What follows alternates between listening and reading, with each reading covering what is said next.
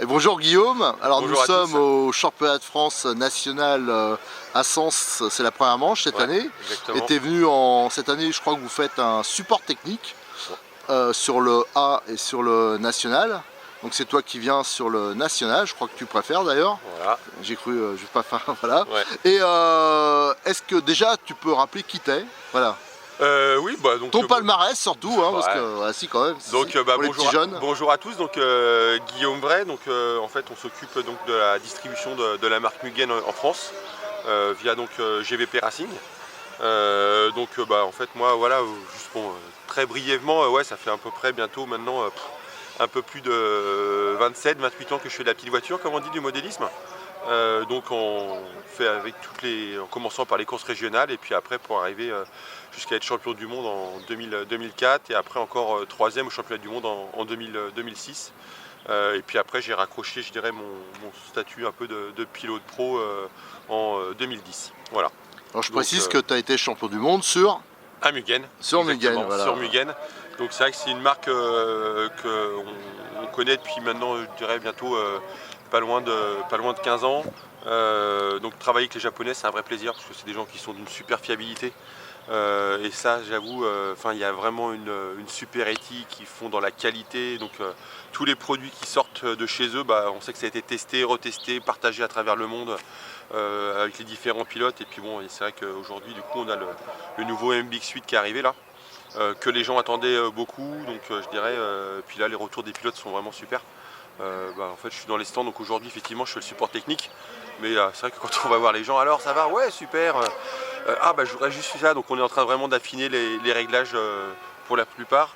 Mais ouais, globalement, on a vraiment des très bons retours sur la voiture. Les gens sont contents. Et puis bon, moi aussi, hein, puisque du coup, je roule, alors plus maintenant en compétition parce que je peux pas tout faire. Faire le support technique des utilisateurs et puis rouler en même temps, c'est deux choses qui vont pas ensemble.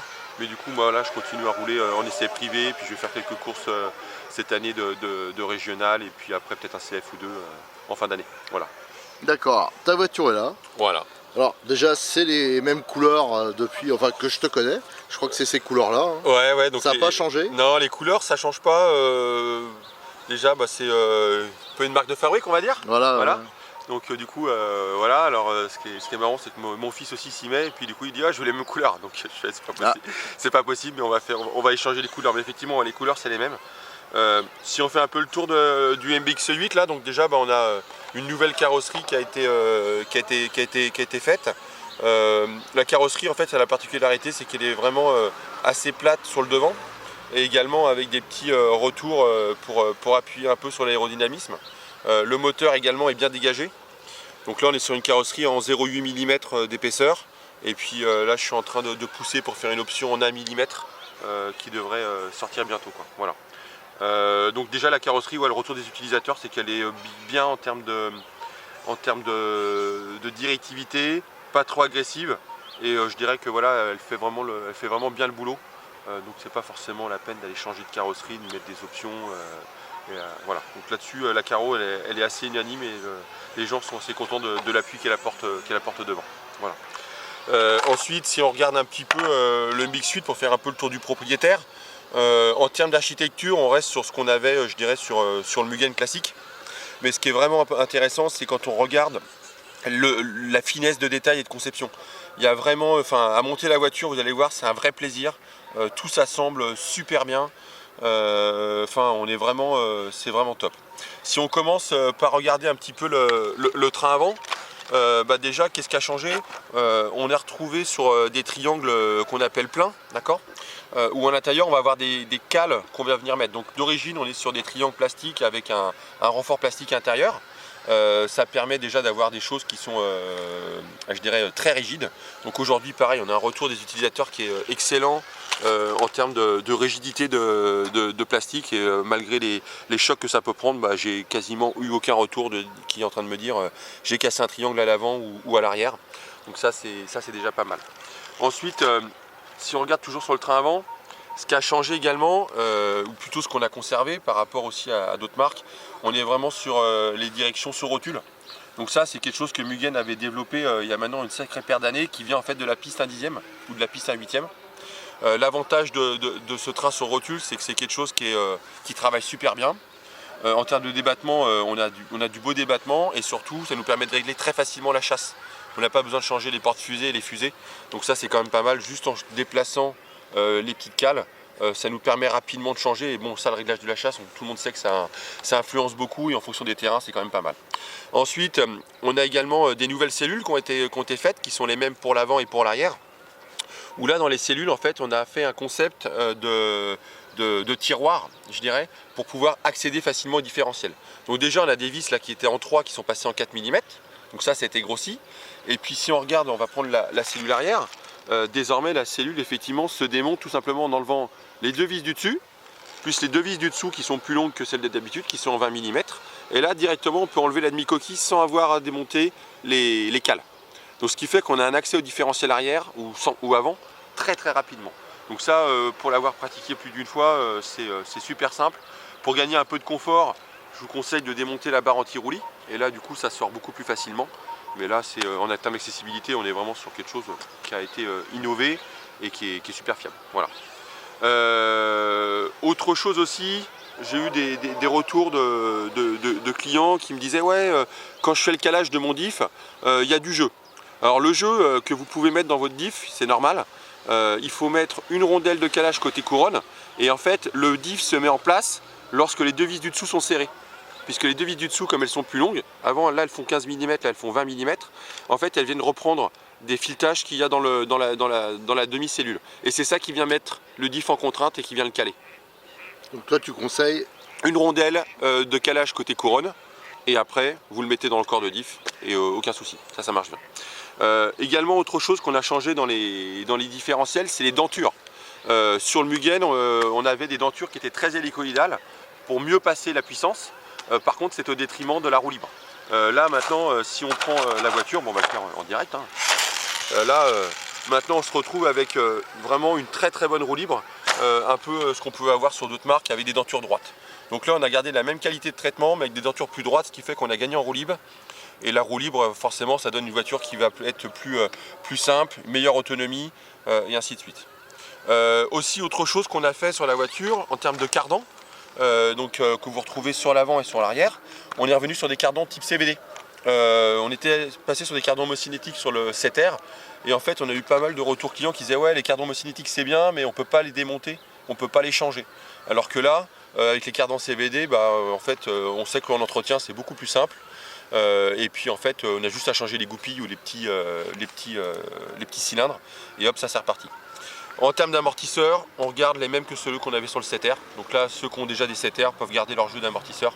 Ça c'est la même chose, on garde. Autre chose qui a évolué sur la voiture, ça va être la partie platine radio, puisque là maintenant on a fait, je dirais, enfin une belle boîte bien étanche pour mettre la queue. Ça c'est quelque chose pareil qu'on nous avait remonté depuis un petit moment, donc voilà, ça a été passé. Autre petite chose un peu sympa, je sais pas si on pourra le voir dans la vidéo, mais toujours pour voir qu'on a poussé vraiment au bout. Là maintenant on a mis une petite vis BTR pour bloquer le sauve-cerveau. C'est vraiment des petits détails, mais vous verrez que quand vous montez la voiture, il y a plein de petits détails comme ça qui ont été pensés pour vraiment de la fiabilité. Donc ça c'est vrai que avant les rondelles de sauve-cerveau on les montait au frein filet rouge pour être sûr que ça se desserre pas pendant la course. Là maintenant il y a une vis BTR qui vient carrément l'arrêter.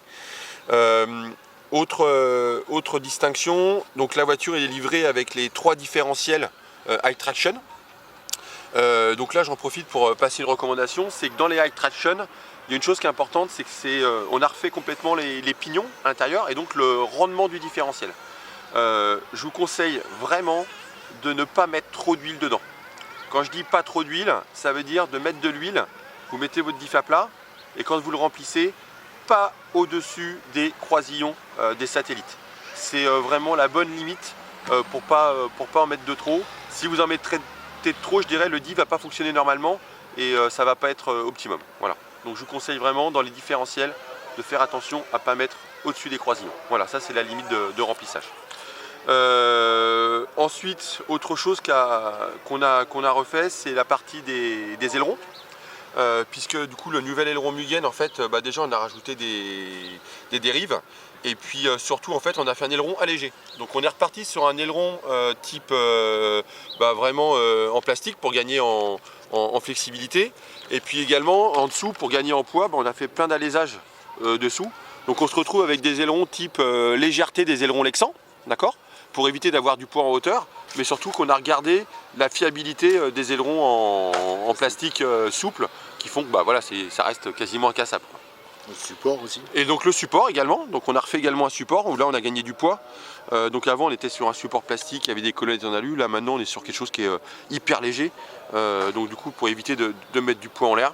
Et puis également ce support, maintenant il est réglé par 4 positions, donc on peut le mettre plus ou moins haut. Donc là désormais vous pouvez régler votre support en hauteur très facilement juste avec 4 vis, donc ça se fait tout seul. Et puis également on est capable de pouvoir régler la position en horizontale de l'aileron. Donc là pareil on retrouve sur quelque chose de sympathique. Voilà. Donc globalement voilà un peu le tour du propriétaire. Le réservoir reste inchangé. On a également mis des renforts qui sont plus longs maintenant désormais devant et derrière. Et puis on a aussi renforcé le plastique au niveau du diff central. On a fait un plastique qui est très très dur, très chargé en carbone. Ça change. Et puis la dernière chose, tant que j'y pense, on a également maintenant mis la possibilité pour le renfort, de mettre un renfort type dur, donc fixé avec une cale en plastique à l'intérieur, ou bien une cale caoutchouc. Ce qui fait que du coup ça permet de jouer un peu sur la rigidité du châssis dans les trous. Donc comme là ce week-end c'est pas mal conseillé. Voilà. Après je dirais un Mugen reste un Mugen, enfin c'est la qualité japonaise, on se pose pas trop de questions sur le montage.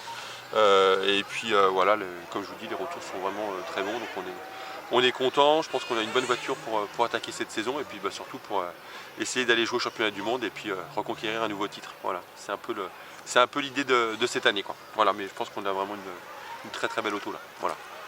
Bon, ben merci Guillaume, hein. Comme tu as tout expliqué, j'ai pas de questions à poser. C'était bien. Non, mais t'es doué, faut avouer. Traque-toi, pas de questions. Non, mais c'est vrai, non, mais là, fait le boulot. Je pense que tu as abordé tous les sujets. En plus, il y a un de tes potes là, qui a fait un super sujet sur RC Mag avec Erwan là, qui a fait toutes les explications. Donc, on a déjà eu plein d'infos, plein de les photos et tout. Donc, c'est très bien. Voilà, c'est parfait. Si besoin, n'hésitez pas, avec plaisir. Je suis là pour ça. Voilà. D'accord, je te remercie Guillaume. Allez, à la prochaine. Au revoir. Au revoir, à bientôt.